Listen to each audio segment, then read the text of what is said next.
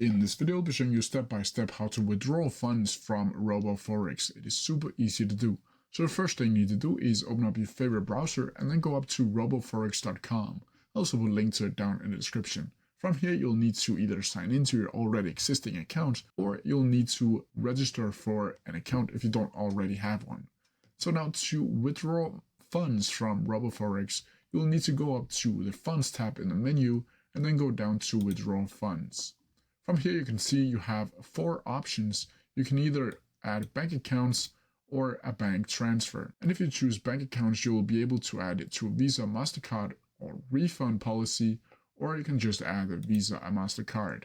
If you choose bank transfer, you can do that by using Similar or using the bank transfer or SEPA. From here, you'll need to click Go To, and then from here, you'll need to verify your account firstly, and from here you'll need to scroll down and read all about this and then proceed with verification. From here you'll verify your account, and then from here you can pass the verification. Then from here you can click withdraw your funds, and then you'll need to wait a couple days, bank days, before you'll see the money inside of your bank account. But that's how you do it. If you have any questions about it, please leave them down in the comments below and I'll try my best to answer them as quickly as possible. See ya!